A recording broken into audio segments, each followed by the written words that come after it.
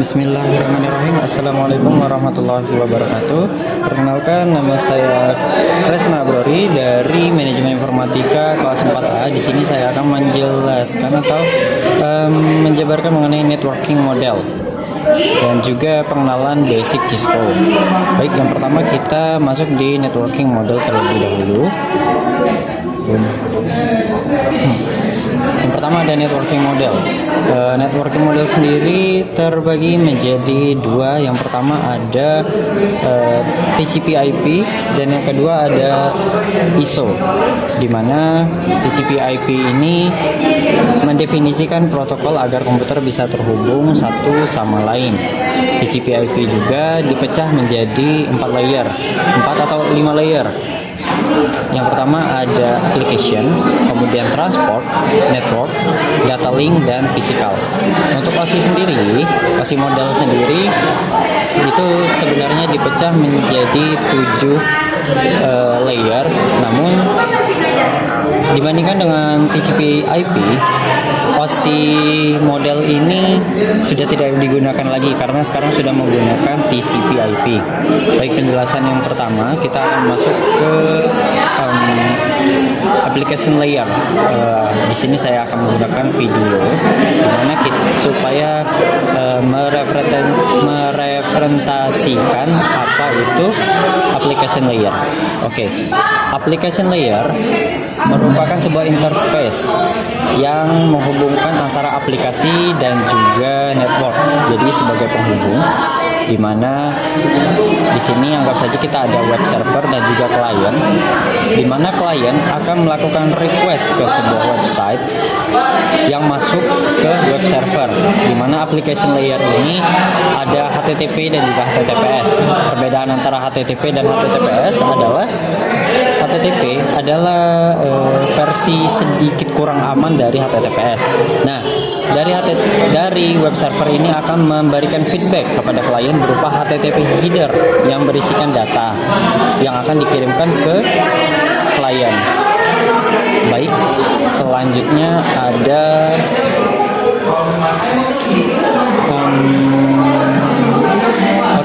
selanjutnya kita akan melakukan implementasi di Cisco, di mana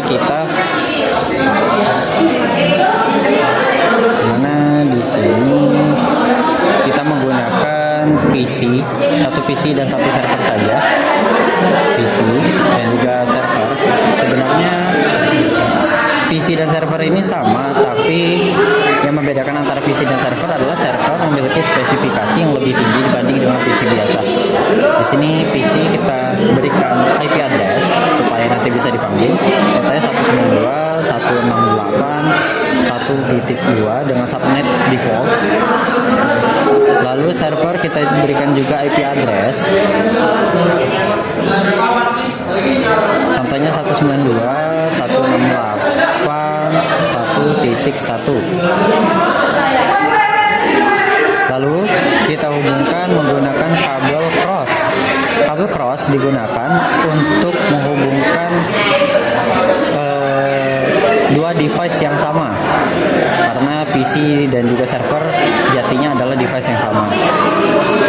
Lalu kita coba kirim pesan antara server ke PC, maka dia akan sukses. Setelah itu kita coba tes ping di PC. Di sini kita akan memanggil IP daripada server 1.1,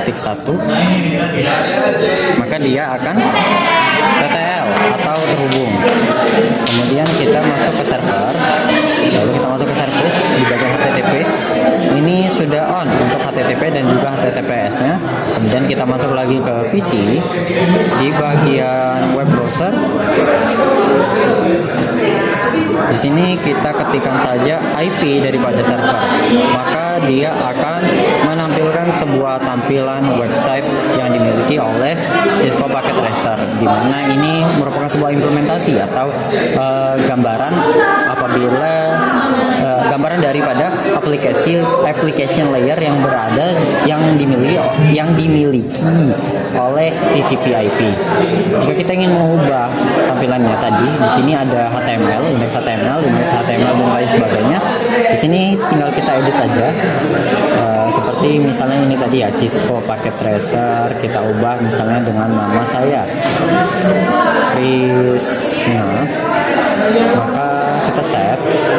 This is already with yes, kita yasin. Kita coba panggil lagi di PC menggunakan web browser, lalu kita panggil IP-nya .1 dan tampilan website yang berada di apa sih namanya tadi, web browser yang dimiliki oleh PC 0 itu hilang. Bukan hilang, maksudnya teredit. Baik, selanjutnya adalah application layer, transport layer. Apa itu transport layer? Transport layer sendiri itu terbagi menjadi dua. Kalau tadi application layer juga terbagi menjadi dua, ini transport layer juga terbagi menjadi dua. Yang pertama ada TCP, yang kedua ada UDP. Service ataupun service yang diberikan TCP itu berupa error recovery mechanism. Jadi service atau yang diberikan oleh TCP adalah error recovery mechanism. Kemudian ada network layer. Oke, network layer berbeda dengan application dan juga transport layer.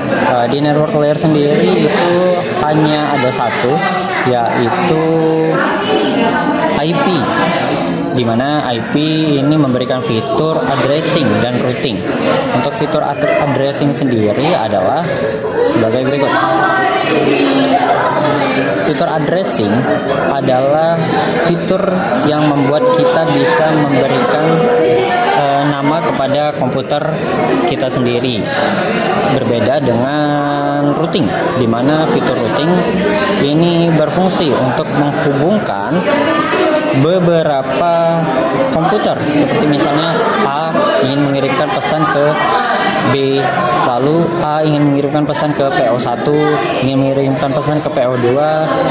Itu menghubungkan antara address A dan juga address B supaya bisa terhubung. Baik, selanjutnya data link layer. Untuk data link layer sendiri itu ada satu, namanya adalah data link layer sendiri memiliki error detection mechanism yang disebut FCS atau frame check sequence. Frame check sequence sendiri merupakan yaitu untuk data link layer. Kemudian yang terakhir ada physical layer. Physical layer ini mengidentifikasi dari cabling, dimana saat kita ingin menghubungkan PC1 dengan PC2 itu kita menggunakan kabel. Namun bukan hanya kabel saja yang masuk di dalam physical layer, seperti wireless juga masuk atau tergolong di dalam physical layer.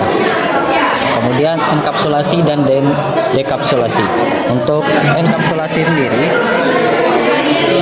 dia seperti ini langkahnya atau alurnya, di mana sender akan mengenkapsulasi sebuah data yang akan masuk di application layer. Kemudian dia akan masuk ke TCP layer yang menampilkan sebuah TCP. Saat dia masuk ke saat dia masuk ke transport layer, dia akan memberikan sebuah TCP header. Enkapsulasi sendiri merupakan enkapsulasi membungkus data dengan header. Jadi saat di sini saat dia masuk ke application layer, dia akan membungkus sebuah data dengan header. Lalu saat dia turun ke transport layer, dia akan memberikan sebuah header TCP. Lalu dia akan dienkapsulasi lagi ke bawah lagi ke network layer. dia akan memberikan header IP, dan saat turun ke data link layer, dia akan memberikan dua data link layer atau dua header data link layer, dua data link layer yang dibungkus dengan header. Dan saat dia turun ke physical, maka dia akan memberikan sebuah bit, di mana bit ini terdiri dari dua angka, yaitu angka 1 dan angka 0. Saat ini dari sender, saat akan diterima oleh receiver, maka kebalikannya akan terjadi, yang dimana data bit, bilangan bit atau sebuah bit, angka 1 dan 0 tadi, misalnya 111, 000 atau 10110 itu akan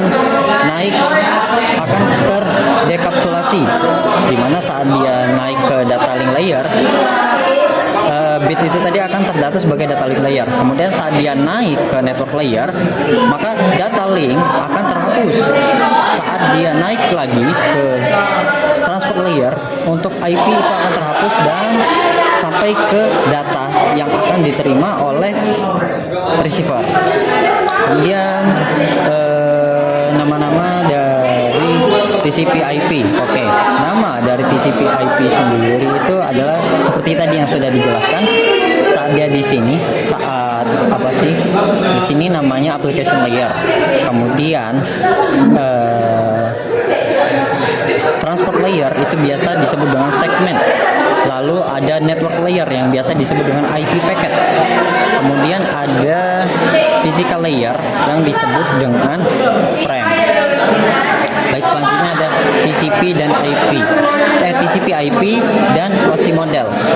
Perbedaan dari TCP IP dan OSI model adalah untuk TCP IP sendiri itu hanya terpecah menjadi 5 layer, dan untuk OSI model sendiri itu terpecah menjadi 7 layer, di mana fungsi daripada application, presentation, dan juga session yang berada di OSI model itu setelah dirangkum atau dirangkap oleh application layer yang berada di TCP IP.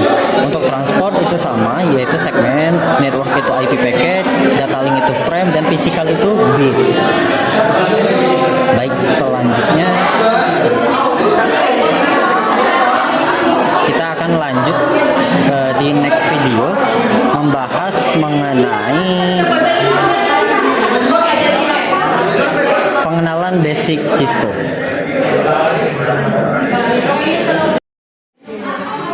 Baik, kita lanjutkan video yang tadi, dimana di sini kita akan membahas mengenai pengenalan basic dari Cisco Packet Tracer.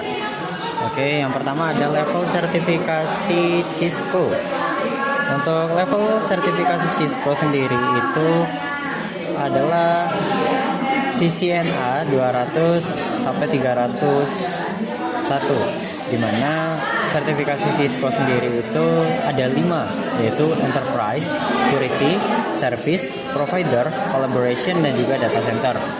Nah, untuk CCNA itu dia telah merangkap 5 dari sertifikasi Cisco ini.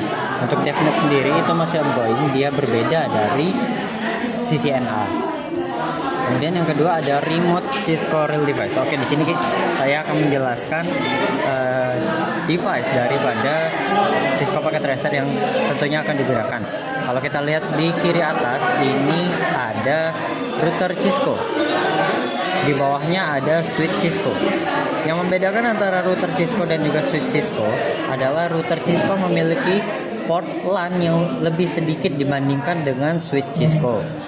Lalu di sini ada penghubung atau konsol, dimana kalau kita lihat bahwa port konsol daripada router sendiri ada di sini. Dan untuk port switch itu berada di sini. Kemudian untuk ini adalah kabel yang menghubungkan antara router dengan sebuah device. Ujung yang ini yang seperti RJ45 itu terhubung di konsolnya router. Nah, ini VGA terhubung ke komputer. Baik, selanjutnya ada remote Cisco pada paket tracer. Oke, lanjut ada remote Cisco.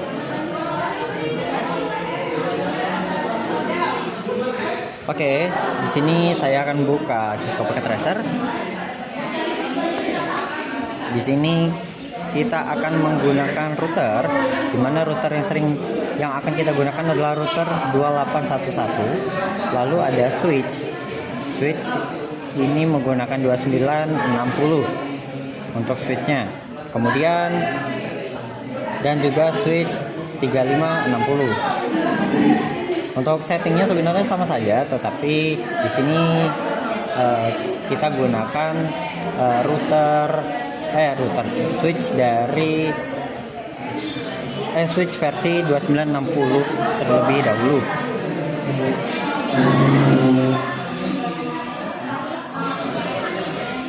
Baik, untuk remote-nya sendiri adalah seperti ini. Router itu kita masuk ke konsol. Sebenarnya untuk settingnya sendiri itu langsung saja ke CLI. Untuk router CLI itu dia berbeda dengan si CLI dari switch. Kalau CLI dari switch di sini kita sudah bisa langsung mengkonfigurasi tanpa perlu hal-hal lainnya. Kalau CLI dari router di sini ada sebuah perintah di mana dia akan menunjukkan would you like to initial configuration dialog. Di sini seperti memberikan tutorial. Saya biasanya tidak. Jadi karena tutorial yang diberikan oleh CLI router itu sedikit rumit. Nah, seperti ini. Dan untuk remote-nya sendiri itu adalah seperti ini. Device PC. Misalnya seperti ini. Lalu kita pilih kabel konsol. Kabel konsol. Sini kita pilih konsol yang terhubung ke RS232. Untuk router juga sama. Jadi di sini kita buka PC, kemudian kita ke config desktop, lalu kita ke terminal. Oke.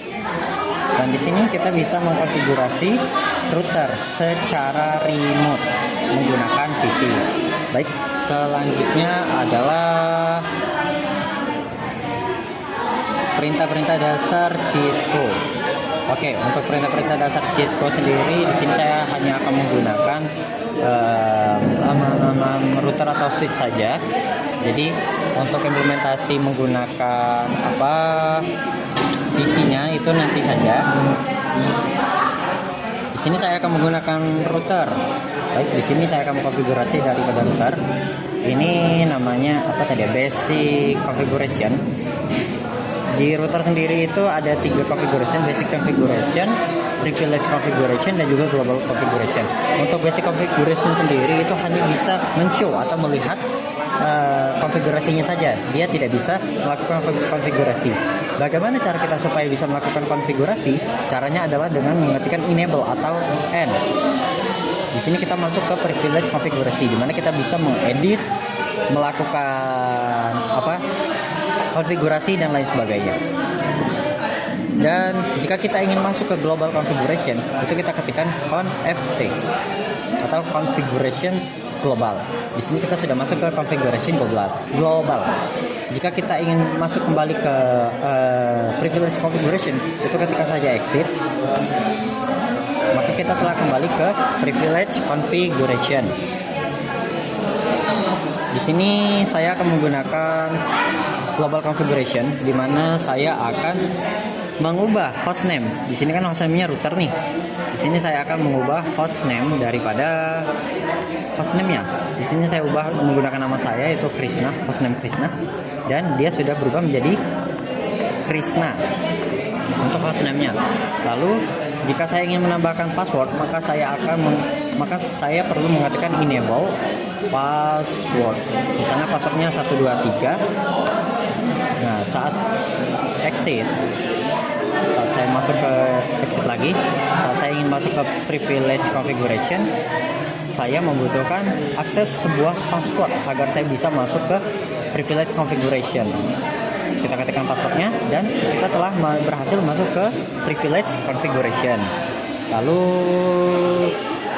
jika ingin melihat apa saja konfigurasi yang telah kita ketikkan, kita hanya perlu mengetik show running config. Maka di sini kita bisa melihat bahwa kita telah melakukan yang namanya hostname, konfigurasi hostname dan juga konfigurasi password. Dan more. Kemudian kita exit. Translating. Oke, exit. Oke, sepertinya saya mengalami sebuah error. Tidak apa-apa, kita restart saja routernya dengan cara mematikan lalu menghidupkan router kembali. Maka CLI-nya akan melakukan booting untuk melakukan restart. Dan itu tadi kan saat kita melakukan show running config itu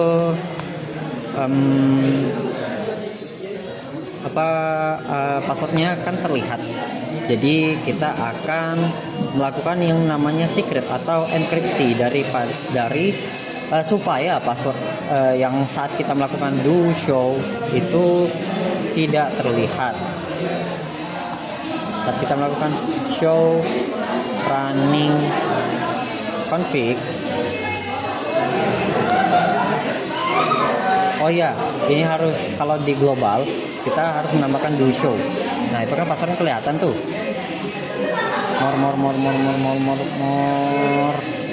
More. Oke. Langsung saja kita masuk ke service password encryption, di mana kita akan menambahkan enkripsi daripada passwordnya. Contohnya, caranya seperti ini: service password encryption. Jika sudah kita lakukan do show, maka passwordnya telah terenkripsi. Bisa dilihat di sini bahwa passwordnya telah terenkripsi. Hostname-nya tadi nama saya. Di sini saya ubah kembali menjadi nama saya, hostname Krishna. Oke. Baik, selanjutnya kita akan melakukan konfigurasi IP address pada Cisco. Nah, di sini sebenarnya lebih bagus jika membuat ulang, tapi tidak usah deh. Jadi seperti ini ya teman-teman. Ini jadi konfigurasi seperti ini. Menghubungkan antara PC ini dengan switch, lalu PC ini dengan switch, kemudian menghubungkan switch dengan router, lalu menghubungkan router dengan PC. Di sini saya akan membedakan antara dua subnet per ini. Jadi yang ini kita anggap saja subnet pertama, yang ini subnet kedua. Nah, ini subnet yang pertama, yang ini subnet kedua.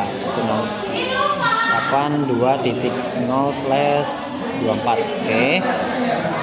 Untuk IP-nya sendiri, di sini saya akan menggunakan IP routernya yang akan menjadi gateway. Yang akan menjadi gateway daripada router. Di sini 192.168.1.1. Kemudian yang di sini 168.1.2.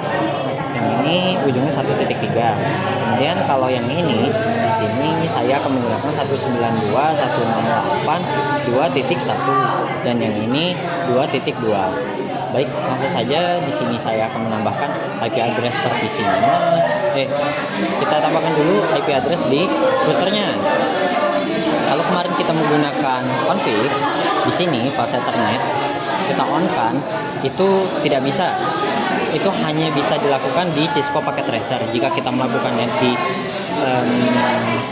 konfigurasi yang sebenarnya atau ke rancang bangun jaringan yang sebenarnya, maka jika kita ingin melakukan konfigurasi, kita harus melakukannya di dalam sebuah router atau di dalam CLI router. Di sini saya akan melakukan konfigurasinya di router. Pertama, kita akan melakukan interface FA00 supaya menghidupkan dari kabel FA00 ini. Oke, dia masih. Lalu kita ketikkan no shutdown untuk menghidupkan kabelnya. Dan di sini jika kita lihat kabelnya sudah hijau. Artinya interface daripada kabel FA00 ini sudah hidup. Selanjutnya adalah kita ketikkan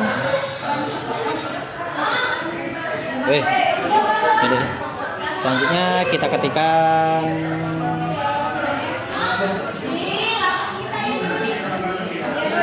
IP address-nya. Kita masukkan IP address 192.168 berapa tadi ya, 1.1. Lalu kita masukkan subnetnya 255.255.255.0.